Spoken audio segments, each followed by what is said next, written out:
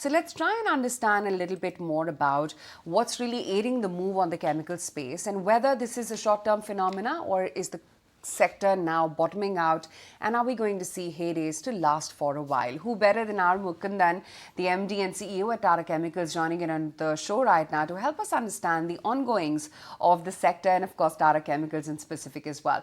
Mr. Mukundan, great to have you today on ET Now. Morning firstly. China soda ash prices have moved up month on month, but what we understand is they're still far away from the year-on-year prices. Is that majorly owing to maintenance shutdowns in China, pass-through of high input costs, or is it an expected recovery in China's demand on the back of stimulus measures that's aiding the move? So I think you hit the nail on the head, because I think with the way you mentioned it, I think there has been a bit of a covering of shortages, because many people did postpone purchases, the stock levels had come down, and the new supply hasn't come on stream that smoothly as one would have expected. So that has led to a short-term issue on the ground, and the spot prices have spiked up. But we do believe that the model which we use for our own analysis is more or less on track. Maybe it was off by 6 months or 8 months, but it's on track. Where we are not able to sort of fully pin down the model, which we use internally for our own analysis, is the China demand post-reopening. I think that is still not very clear, whether it is the stimulus is working or not working. It's very early days. So I would certainly say that we have to wait for more data to come in. This is a spot market move. This is really not, we usually contract on a quarterly and annual basis. So we have nothing on the ground to say that the situation is going to become extremely tight. I still would say that if at all, it will first move to a balanced situation. So what we want to understand, Mr. Mukundan, is this a linear trend, or are we going to see a volatility in prices anytime? See, volatility, we have to live with it, Aisha. I think there's no doubt in my mind. I think a linear trend, of course, is that as India grows from 3.5 trillion to maybe 7-8 trillion or whatever, I think we'll need almost twice as much of this material as we have today.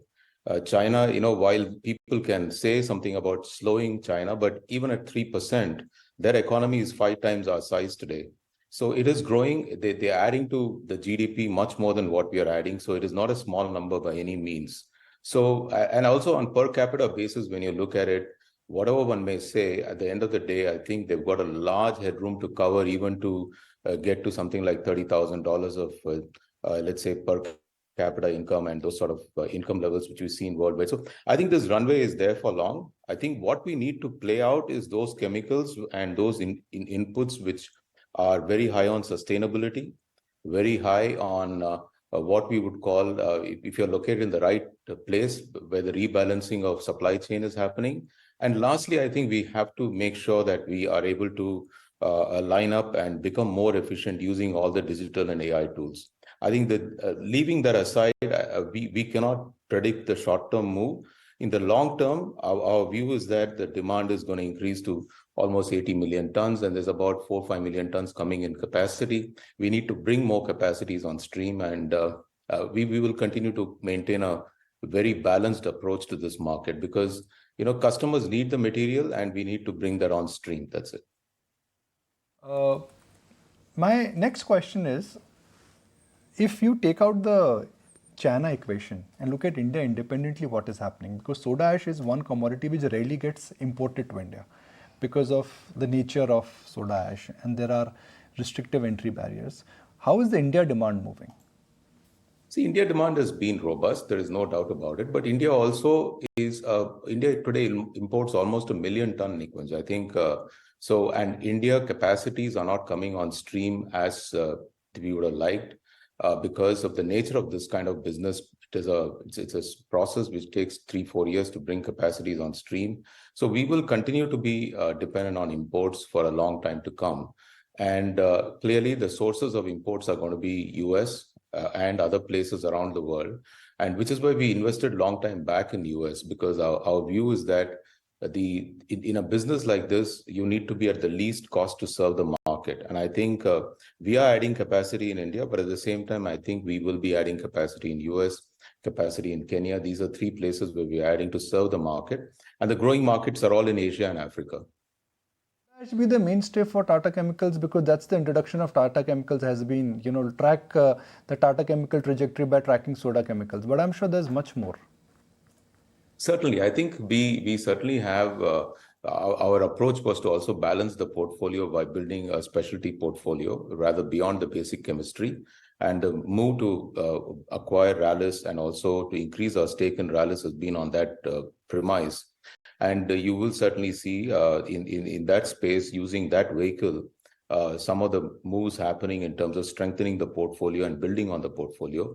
We certainly made two bets which were coming out of our lab in the area of nutrition, and another one in the area of silica and rubber chemicals. And what has happened is the rubber chemicals and tire chemicals has played out positively.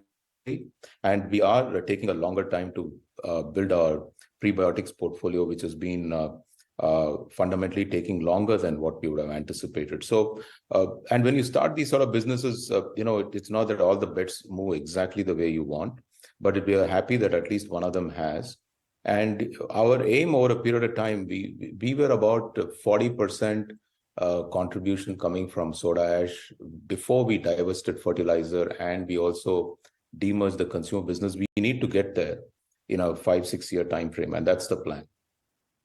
Mukundan, morning. But I think what the street also wants to know a little bit more when it comes to Rallis is what was the rationale to really up the stake, given the fact that as of now the financials haven't been all that great. Is there some sort of a turnaround in the overall financial metrics, and what exactly the reason was?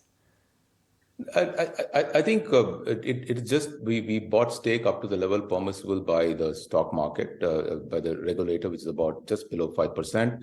And I think the rationale remains the same as exactly as we had held before.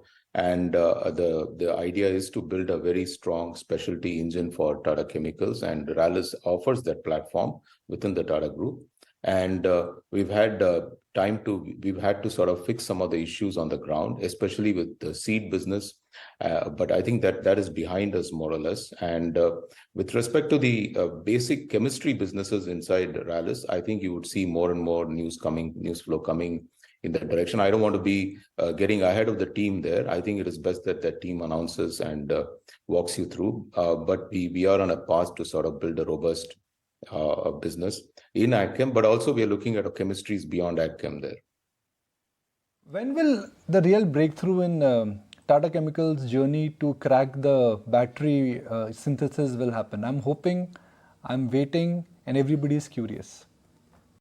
So that is one chemistry, Nikunj, which we work in the lab. But if you say that are we going to be a vendor of choice for the battery company, which the group has promoted, we will engage with them.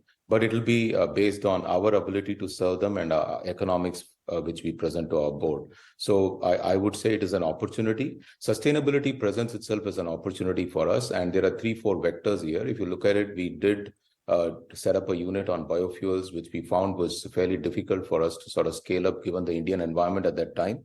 But it's with the environment changing now, it remains an opportunity. The battery remains an opportunity, and energy transition will remain an opportunity on the table. So, but if you say that is it something which you are including in your span of plans which are firmed up, I think it will always remain a point which we will engage. But the plan of our sphere of influence extends in basic chemistry and specialty, which I highlighted already. I appreciate the spirit of my next question. Now, if I look at the Tata Group per se, there have been transformational changes and there have been incremental changes. For Tata Chemicals, the changes in the last couple of years have been impressive. Portfolio readjustment has happened, but that's incremental. Next 2-3 years, is Tata Chemical on the curve of some transformational changes? It will be a chemical company because of the nature of the business it represents, but there would be very different synthesis in terms of the product, chemistry, product orientation, and the basic whole approach. I mean, will it move away from being a old economy chemical company to a new energy chemical company? Yeah, so Nikunj, I think we have to sort of say that we will add to our quiver of products, which will be new. But are we thinking in terms of saying that what has served us well for 75 years is no longer relevant for the marketplace, that'd be wrong to say. So we would continue to build strength where we have scale, and also build new businesses which will help us to sort of reshape the portfolio of businesses we are. And certainly, our attempt always has been to bring exciting chemistries to the table, offer our customers choice. We'll continue to engage with that. The visibility of that, I agree with you, needs to come to front. And it is a time-consuming process. Having, we probably shed businesses almost, we were 16,000 crore 9 years ago, I think. And we are back to that same level after having shed the business and rebuilding ourselves into a shape where we can now sort of engage in these conversations. But it's a conversation we are happy to engage in. I just want to get this on record, Mr. Mukundan. The agreement that was signed between the Tata Group subsidiary company, that's Agritas Energy Storage, and the Gujarat government for setting up India's first Giga factory for lithium-ion batteries. Would you have a role to play in this, and a significant one? No, that's a separate company. I think we will be, if at all, we can be a vendor to them, and we will engage with them as a vendor and supplier, just as we are to Tata Consumer. So we are a B2B company. We are suppliers of choice for companies to whom we can offer solutions, and they would work with us provided we have right offers to offer them, and it's an opportunity which we intend to engage in. Whether it comes to fruition depends on a lot of elements which we have to bring to fore and bring to their satisfaction. Given that customers' contracts are renewed every 3 months, with prices now reviving, are you looking to revise the contract pricing?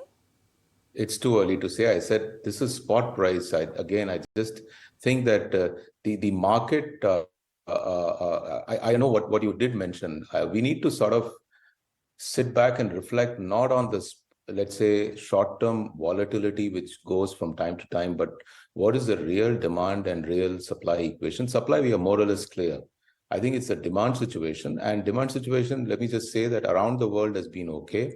In fact, in Europe, it's been surprisingly positive, but the Chinese demand is something which we are a little concerned. And I made that point even at the time of results, that it may be 12 to 18 months, but if it's shorter, it's good for us. But I think we have braced ourselves internally, planning for 12 to 18 months of ride in terms of when the demand actually stabilizes within China. Fair enough. You had a presence in the B2C segment, and that consumer business in a sense is now part of Tata Consumer. That is what was called as the natural migration. But is this also would you always be a B2B company, or somewhere you are looking at creating new categories for B2C also? Really, I think, Nikunj, our DNA is B2B right now. And if you say that, do you have any vector or internal strength? I think our vectors are fundamentally around our knowledge of chemistry, our knowledge of working with customers who are businesses, and providing them solution. Of course, they will engage with their consumers, so we need to understand their consumer need. But I think we will always work with them to make them more successful. Tata Chemicals today, we define Tata Chemicals as part of Tata Group, a chemical company. If I introduce Tata Chemicals today to our viewers, and when we talk about Tata Chemicals, that's how we define the company. Just hear me out. It's part of a Tata Group. It's into soda ash. It is the majority owner of Rallis. It is trying out a lot of chemistry synthesis process which haven't seen a big breakthrough. This is 2023. 2026, if you have to introduce Tata Chemicals to us, how would you introduce this? I think we'll still be part of the group, but we would have started to make forays into one or two exciting areas of the chemistries, and at the same time continue to hold our strength in the core areas which has brought us to this level. What are you doing to reduce the cyclicality of the chemical business? Because the cyclicality in soda ash, the cyclicality in the chemical cycle is something which is real. Nikunj, that's a good question. One of the things we've done is, in basic chemistry, scale is important. So what we've done is we've actually extended our business geographically to ensure that we are not tied to one geography in terms of impact. So that has certainly brought down the cyclicality overall. But I think now we need to, having exited fertilizer, which was very large large weighted in terms of revenue for us. I think we need to build a business which is equally in size of almost 6,000-7,000 crores. And I think out of that, Rallis does fill a gap of about 2,500. We still have a gap of about 3,500 or 4,000 crores, which we haven't built. It's a work in progress, and I think we need to build that. Final question. This is more like a big picture question, perhaps about chemicals. Now, historically, I have seen that chemicals as a cycle. It always moves together. So it could be soda ash, it could be potassium, everything actually moves together as a cycle, whether it is specialized or bulk. Now that the turn has started, it started with specialized chemicals, then it started with bulk chemicals. Do you see the cycle per se sustaining for another year for across the board chemical as a category? See, you're wanting me to tell about what is another year, but certainly I think if you look at, does the world need more of these chemicals which are more benign, more green, more sustainable? Yes. And if a chemistry has a role to play in that, certainly I think world needs more of it as we move forward, especially demand in Asia and Africa will continue to drive the growth. And there's going to be relocation of capacities from Europe and other parts of the world into this region. And India has a very significant role to play. So it's a very big, it's an opportunity. And I think it's a big opportunity. I think hopefully most of the industry will make a success of that opportunity. Mr. Mukundan, great to have you today on ET Now, and thank you so much for giving us the color on what's really going on with the sector and, of course, Tata Chemicals specifically too.